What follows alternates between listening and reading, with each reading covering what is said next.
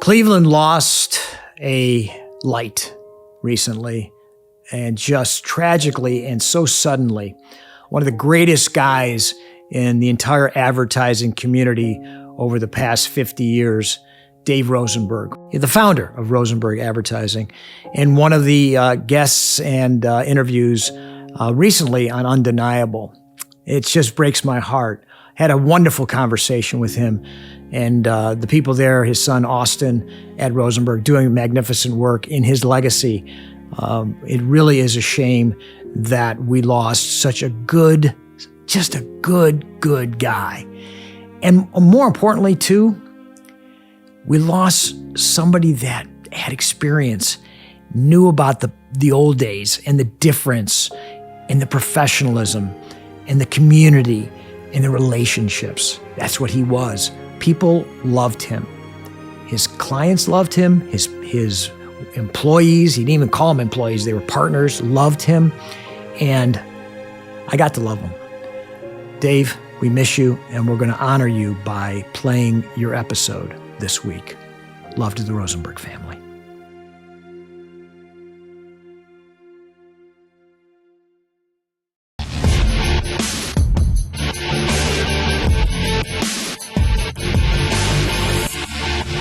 David Rosenberg, how are you, brother? I'm doing well, Peter. How are you? Yeah, well, this is our first video recording, okay, that I'm doing, and it's undeniable, obviously. And so I love that you are, because we're in the same business, starting, right, marketing, that we're doing this for the first time where we're elevating it in a marketing capacity, and I appreciate you being on. Oh, you're welcome. I guess we were told we have a face for radio, but I guess now we're past that. Exactly. Although I've been on some commercials before because I was cheap labor. I've been it. Same here. We've done that many times. Indeed. Well, David, you've done some tremendous work in the marketplace, not only locally for some of the iconic brands in Northeast Ohio, but obviously nationally and internationally as well. And I really wanted to start with what motivated you, inspired you to get into, we both came out of the tail end of Mad Men, right? The 3 martini lunches. I remember going to some of those, in the 80s and stuff. But, you're my age or a few years older. And you had that experience so that there that really creative, magnificent time, particularly in Northeast Ohio, where we were almost like Mad Men, you know what I mean? So what inspired you to get into that situation? Well, to be honest, everybody gets a break now and then. I guess the skill is knowing when you do get a break. Yes. And I started a business. First of all, I wanted to get in the ad business. So out of college, the first 2 years, I had a corporate job, large company, Fortune 50 company, but it wasn't for me. And living in, actually, my territory was New York City, sort of exciting. But a friend of my dad's, my dad worked at the Plain Dealer, started his ad agency and was looking for somebody to help him get clients. My dad called me and said, I think here's your chance if you want to get in the ad business. So I did. I moved from my job out east, took a half cut in pay to take this account executive job at an agency, and I loved it. 10-person agency, fast paced. That's the best thing, right? 10-person agency. Yeah, it was great. A lot of retail clients. And after about 2 years, one of my retail clients, and you're from Cleveland, so Carpet Barn and Tile House. Wow. That was so I was handling that account. I will not say the name of the agency I worked for, but I was the account executive, and the owner of Carpet Barn, Don Plasko, just said to me one day, just working with him on some ads, sorry, kid, but we're firing you guys. And, I said, well, why? And he said, well, no, you're great. And I said, the work we're doing is good. Right on, the work is great. We just don't like your boss. Sorry, but we like you, kid. So think about it. But if you want to start your own business with one account, us, we're interested. So what year was that? That was in 1981. I literally got married 6 months before that. My wife I met out east. So we moved from New Jersey to Cleveland, 6 months into it. And again, the company pay would have been another half the company pay, but it was my own business. So talked to my wife, talked to my dad, and said, "What do you think?" Yeah. And we said, "You know what? It'll be a good experience. And who expects the business to last that long anyways when you start it?" So I did, so I started with one account and I got lucky. I think in my mind, I probably wanted to start a business, but I wasn't really thinking, 2 years into my agency career at the age of 26, I didn't think I was Right. quite. But, I got a lucky break. Baptism of fire, too, right? Yeah. And the parting words Don Plasko said, I won't say the exact words, but, don't F it up, kid. And, and I said, okay, I won't F it up. And, I was motivated. I didn't want to disappoint them. And so, I found freelancers and, it was me. So I found freelancers and got it done. And about 6 months after, I started to get confidence and I started to knock on doors and picked up a few other accounts, all locally owned retail. That was our thing. Locally owned, family owned retail, chains in Cleveland. Then I hired a guy. And then we picked up some more accounts and I hired a lady. And then you know how it goes. So, well, listen, I started my business the same way with one waterbed emporium. Yeah. Oh, yeah. I remember them. Ray Salupo, God rest his soul. Yeah, So I remember them. I know. And all of a sudden, it was a $750,000 a year. Let's go. It's like, whoa, figure it out. Yeah. So you learn. And so, and it just, honestly, it took me 5 years till I really felt I was a solid business. Gotcha. Every day was a new day. But I got to say, when I started, I was so excited. I mean, I just, and I've been in business a long time now, but those first few years were so like so raw. Every win was so celebrated. Every loss killed you. Sort of like a Monday after a Browns game. But I mean, it was just, it was so wonderful. Such a feeling of independence. And, I love that feeling. And after about 5 years, I started to feel, I think we have something here. I think at that point I was up to maybe 6 people. Over the years, things have changed in our business, obviously. But at the beginning, I just did the old school things. I mean, I just, I did what I said I was going to do. Yep. If somebody called me, I called them right back. Right. Get my promises. Yeah. I did the small things well. And then I sort of taught my staff the same thing. Guys, I'm not going to say we're the most creative yet or even the best agency, but nobody's going to outwork us and, be human beings. I mean, I think if we're doing that, we're probably going to beat 70% of our competition. And then as years went by, I think we started to get better at our marketing skills. But yeah, that's how we started. I mean, it was a lucky break, but I think I did the right thing by taking it, understanding it was a break and then taking it. And that's the thing. I mean, it's not only hard work, it's luck. And, they say the harder I work, the luckier I get. Right. But also too, what I also found is that it's difficult when you start out because you got to take clients that you may not want to take sometimes. And you get burned, right? And you got that scar, but it heals and you figure it out. And I think that ultimately what that teaches you is the kind of people that you want to be surrounded with. And I think that probably, I'm just assuming this, but when you hit your stride, you were surrounded by those types of clients as well as staff and vendors. Am I assuming? That is a good point. I mean, that's a great point. I had a lot of characters, as you probably did too. When you start out, retail. Yeah, I mean, so I had from furniture dealers to car dealers to I had characters. Nowadays we're more selective. We're more established, but I learned so much. I learned so many stories. Some of them were questionable, I guess you could say. But when you build a business, you're not choosy. I mean, if somebody wants to work with you, they're a great client. I mean, I was a kid. I was, a young kid in my 20s, just learning the business. But and you had to buy diapers for Austin eventually, right? You're like, hey, I gotta feed this kid. Yeah, well, I got Austin and my older daughter Ariel. Yeah, it But it was so much fun at the beginning. I mean, I love the marketing business overall for like over these 40 years. But the first few years, which I know you could relate to, it is really exciting just being in business for yourself. The marketing industry is a fun industry, but you got to perform. You know, you get a smart card every weekend, and particularly in retail. But I learned so much from like those first few years, my first few clients. Some of them took me under their wing. I was like another son to them. And I learned from them. I learned from them, you know, not only marketing, but you know, how they make money, and that's one thing I learned too from a lot of my clients, just, you know, how to focus on what you do well and maybe don't worry about the things you don't do as well and focus on that. So yeah, the first few years were fun, characters. Isn't it fun? Wasn't it fun driving around town and then seeing, hey, we did that logo?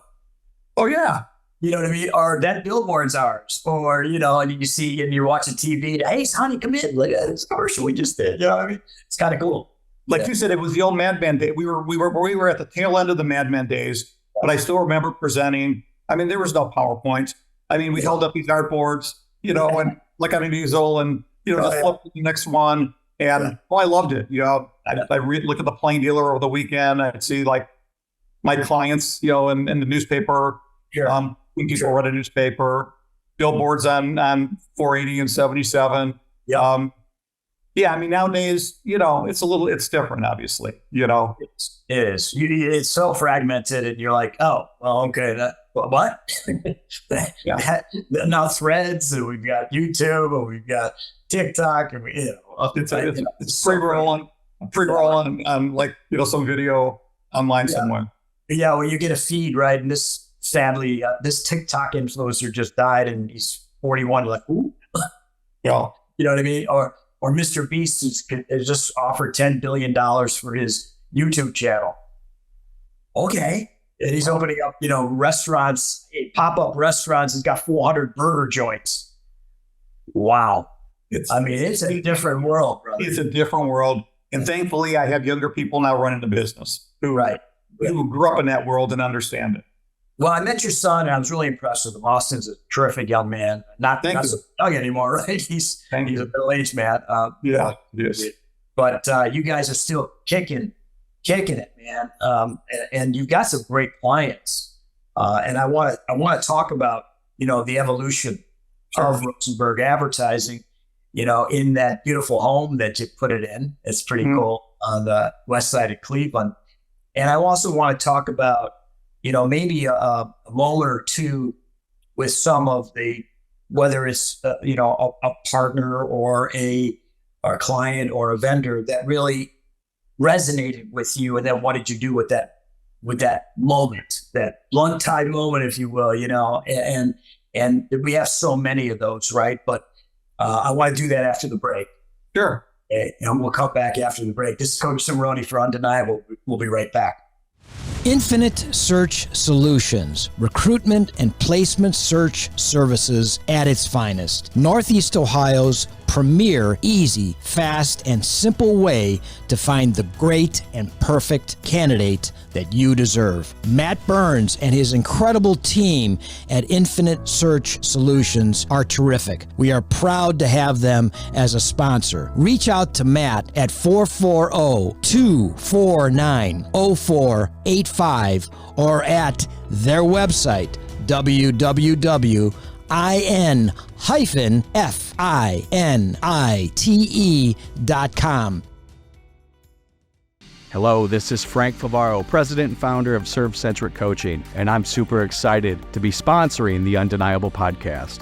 When we talk about business today, everyone's looking to create an advantage. But how do you find it? Everything is copied with technology. Innovation is hard to come by. We can find it with customer experience. The experience that you provide to your customers and to your employees determines the value you bring to the marketplace. We will create a plan for you that will get your business to the next level. You can find us at www.serve-centric.com. That's Serve-Centric.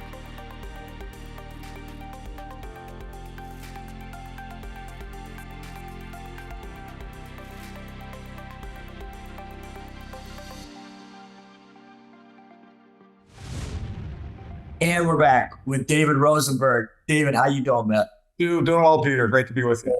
Great first session. I want to talk, David, a little bit, and I wanted this segment to be a little bit longer than the first segment, about some of the people that you talk about characters, but I'm sure as you aged as an agency, right, and you evolved and matured, you met some pretty sophisticated people that were doing some really cool things. Was there any conversation that you had or any moment in time that really resonated with you and evolved you, if you will, transformed you? And then what did you do with that transformation, internally and externally?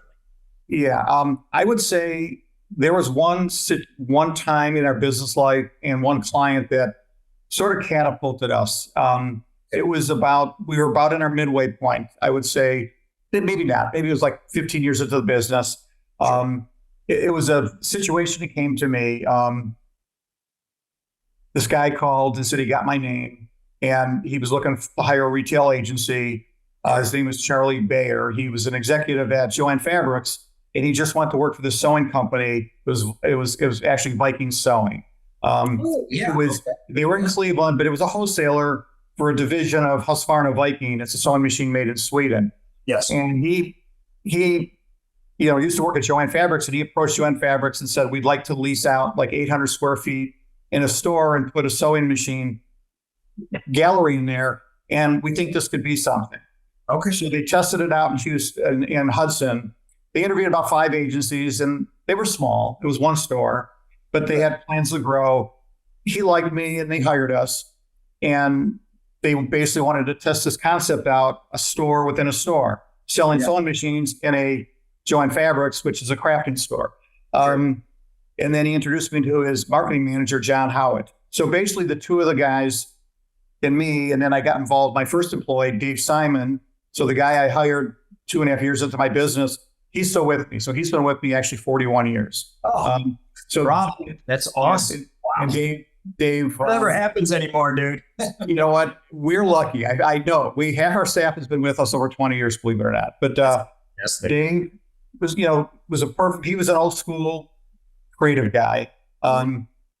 And basically their hope was to build this one store up to a chain of about 20 stores, regionally. So we did research with these folks. First of all, they were great. Very sophisticated. I mean, Charlie, basically was vice president of Joann Fabrics. So, he wasn't like the character of my first few clients. I mean, this was a very polished, successful. Isn't Viking like the Bentley or Rolls Royce of sewing machines? I mean, it is. Well, there's that, and then there's another one, Pfaff, and then there's Singer, which they've actually since merged. So all three of them are together. Okay. But makes sense.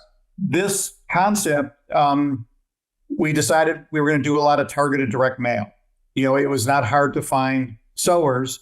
So, that was back in the day where direct mail, was a really good way to pinpoint. Particularly if it was done right, it was killer. It was, and so we started that strategy. So it went from 1 store to 10 stores to 20 stores, which was their goal. Well, within 2 years, they were up to 250 stores. And it was just a phenomenal, success story. It became such a great account. I mean, it was basically the biggest and best account we've ever had. And the growth was pretty quick. So we had to staff up. It was really the only time in my agency life that I staffed up for a client. I mean, usually we were pretty lean. But so how many stores did it finally come to again? It ended up being, they had 250 stores within stores. So it became like a national situation. Sure. We didn't really advertise like national TV. We almost looked at it as a spot market, but we were in like 40 markets, and then multiple stores in the Dallas market, multiple stores in the Denver market, and so on and so forth. But sure, this account and I love these people. I mean, not only was it successful, they became, like Dave and myself, they became our friends. We would go to conventions together. I wasn't a big gambler, but a lot of conventions were in Las Vegas. So John Howard and Dave Simon would love to go to the casino, so I'd watch them gamble. It was just, we became friends with them. And it was such a good ride, pretty much a 10-year ride. And then they sold to a private equity firm. And, things changed a little bit. But we still have them as a client. So, I mean, we've had this client for about 25 years. We've been, up and down the roller coaster with them as they've been bought and sold by probably 3 private equity firms at this point. Okay. But it was my first, I would say, really big client. But the thing was, I really like these people. I mean, I like all our clients, but I mean, they became really good friends. Unfortunately, both those gentlemen have passed away. But they taught me a lot. They were really fair people. And they treated us with a lot of respect. And a lot of people think in our business, you need to be sort of like a hard ass to get ahead. And I realized that they were so nice to us and my staff, we would run through multiple brick walls for them. I mean, because they respected us. I mean, and we knew if something was important, and sometimes they would require a new joint fabrics, like a store would then say, okay, we want you to put your sewing gallery in. You have a week to get ready, and we need to open in 8 days. But we had to go to a market that people we didn't even know about and have ads ready and in direct mail ready to go. And, so, I mean, there were a lot of evenings or nights we're working to get this done, but they asked in such a, they expected us to do it, of course, but they, it wasn't get this done or else, kid. They appreciated that. And then we would work even harder for them. And that was a really good lesson I learned too. It was a springboard for other clients too. It gave you such a great platform and experience level and success, right? Deliverable, right? So that's the cool thing. It gave us it actually gave us confidence to play in a little bit. I think we went up from maybe a single A team to maybe a triple A, a little bit of major league team. Sure. And it did help us. It made us all feel, and I know personally it gave me a lot of confidence that, I think maybe we do know what we're doing. Yeah. And now, obviously with what's happened with Joint Fabrics, you've seen, the real highs and the real lows, particularly with what's going on with retail.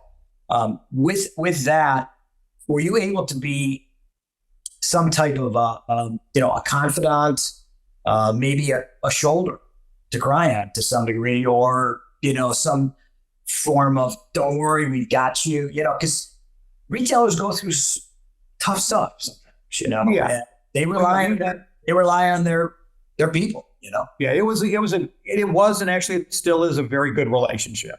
And even some of the times when they were bought and sold, and then after these 2 gentlemen, other people I had met then rose to the organization. And a young lady who was a salesperson initially became president. The new company is now SVP Singer Viking Pfaff. So they merged all 3 of them, and they've since moved to Nashville, where Singer is based out of. Yeah. But so I grew up with the person Barbara, who became the president, and confident. They would sell to a private equity firm, and she'd say, you know what, this may affect you, but we're not. The relationship's still there, but it may be bumpy for a while.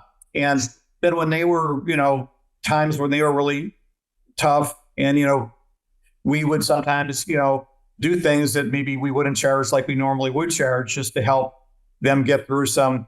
So it was a 2-way relationship. And that's one thing I've learned too, is sometimes, maybe you're not charging what you normally would charge. You're doing things to help somebody get through something. It's remembered. If you have a good relationship, it's remembered, and it works both ways.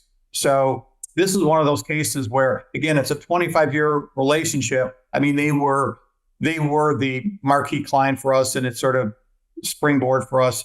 But it's maybe not the same as it was, but on the other hand, it's still a 25-year relationship we have. Yeah. And I value those. And that's another thing that in my business, I mentioned like half our staff has been with us, 20 years or longer. I sort of value these long-time relationships. I'm a sort of relationship guy.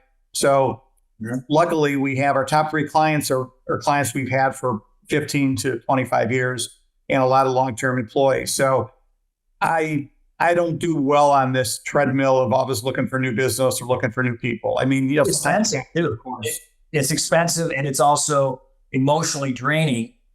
But the beautiful thing that I think that this client engendered in you was elevated you to that level of confidence, maybe for the first time. Yeah. Maybe you had it before, but to this level. And when you reach that status, that's where you want to be as a business owner, I think. Yeah, well, I agree. Calling you for more than just business, right? Yeah, and we've had really good relationships even before that, but this one definitely, this was a seminal one for us. I mean, it was just, and for me, I mean, it was first of all, great business for us, great people to work with. And what it did was, which is basically, invaluable. It gave us confidence. It gave me and our team confidence that, I mean, we helped this relatively big company in a new venture, and they treated us with respect. And not everything, how this works. Not everything works that we do. It's the nature of our business. And, I always say, everything we're not going to recommend everything that's going to work. We try, but if you have a good enough relationship, they'll say, okay, we're going to win the next one. We lost, we didn't win this one, but we learned. We learned, we sailed forward, and we owned it. Yeah, that's what we'll put. I never heard that before, but fail forward. I think that's exactly right. And this was a really good case of that. And then we learned. I mean, we did other things initially besides direct mail and different things, but we started to realize what worked, what didn't, and that even sometimes we try something new. But the relationship was so strong and the trust was so strong that they allowed us. They gave us room to try and fail forward, as you would say, and learn. And then the next time, maybe learn some of what we learned and tweak it a little bit. So it was and then, again, we still have them, but it gave me a lot of confidence. I think, I still carry that to this day. And I think that one really was, we've had a lot of great clients over the years. I mean, tons of them, but this one was the one, like you said, pick one moment. That was my one moment. It's awesome. That's awesome. Yeah. And so you have, you're pretty much out of the day to day, right? I'm pretty much, I hate to use the word retired, but I talk to my son and Melissa all the time, but they're running the business. I mean, we've had a succession plan. I mean, they're the majority owners, by far. They're running the business. So that was always my dream to try to transfer it internally if I could. And, with my son, Austin, and then Melissa, who, sort of like a daughter to me, it's a great, I love these people. And, so I got lucky. Yeah. So what do you see the future for Rosenberg and for our industry? Well, for Rosenberg, I feel it's good. I got, Austin and Melissa are extremely smart. And we have a great team, very, pretty steady team, actually. So I think they're always looking, you got to stay up with things now. Things have changed so much. And again, this passed me by, but it's not them. So, even things like artificial intelligence, how to use that, how to use it to your benefit. If you're not going to stay up with it, then you're going to get passed by. And we had to reinvent ourselves many times over the 40 years. And this is something where you're almost looking daily and seeing we can't be left behind. We have to understand what's next. So I think what's in for the industry is you just have to stay very agile. It's just, we were never a believer in one media or whatever. I mean, we were sort of media agnostic. Whatever it took to win, we would do. So, best practice. Best practice. So, I mean, our job is to know all of it, so we know what to recommend. But it's sort of like, tactic agnostic. But we have to get the message right, the brand right, and then how we reach people. You just have to sort of see where it's going. So I think the industry is still going to change a lot. But I think I have really smart people, who care. They're smart people and they really care. They care about the client. They care about our team.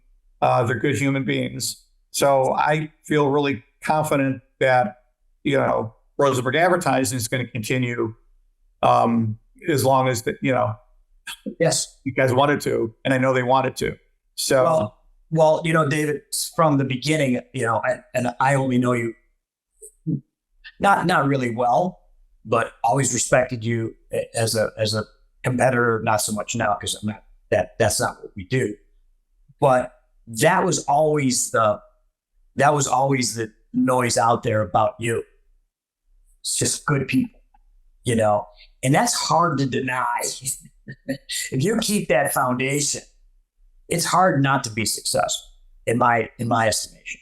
So it's really encouraging to hear that continues to be successful, because those are good foundational pieces for any business, let alone ours.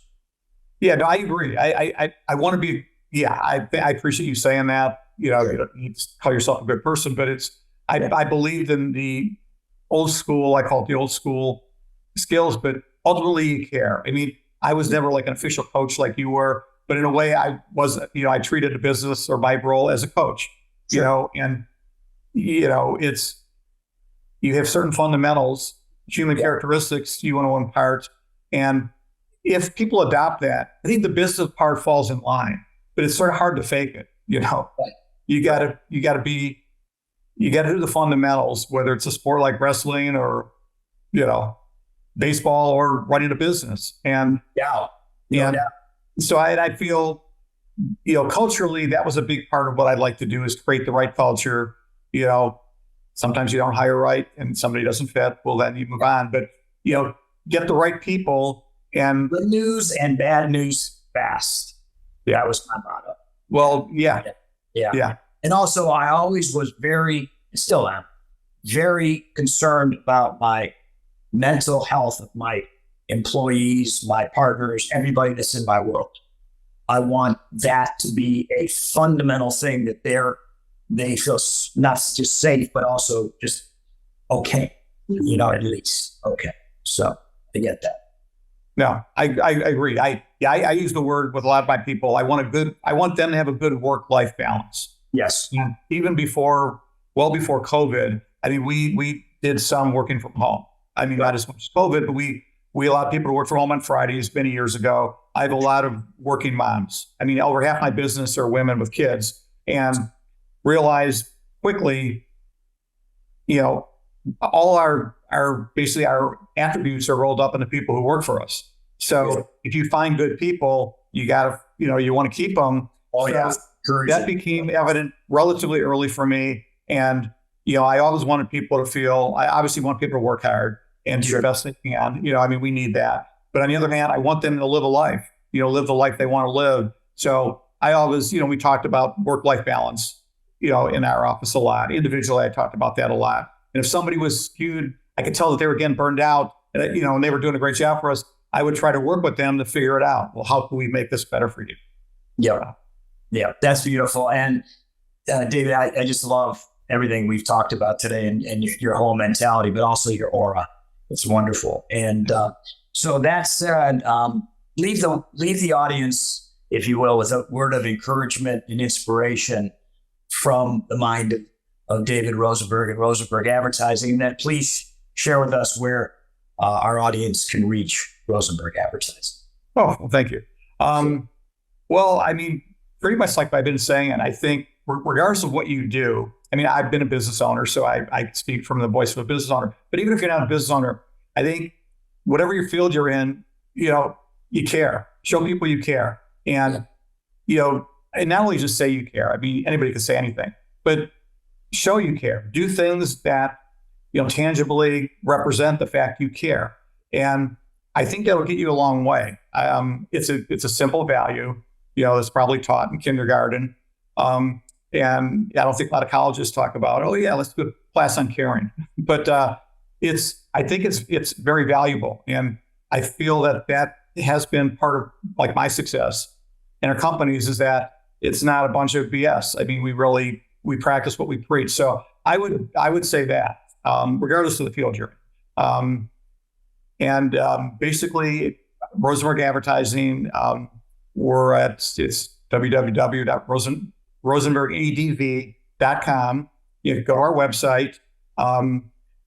There's places where you can contact us. You will not be contacting me these days. You'll contact either my son, Austin Rosenberg, or our other partner, Melissa Sattler, great young people. And, I think we will do a good job for you, but I appreciate the forum to talk to you, Peter. The human touch of Dave Rosenberg. It's a beautiful, beautiful thing, my man. Well, have fun in South Florida. Peace to you. North Florida. I'm in North Florida. Okay, North Florida, whatever. You're south of me. Bless you. So, Dave, thanks again. Good seeing you, Peter. You look great. You too, brother. This is Coach Cimarroni for Undeniable. We were with Dave Rosenberg, the human touch of Dave Rosenberg. Love to all. Thanks, Peter. You got it, brother. Talk soon. Cheers.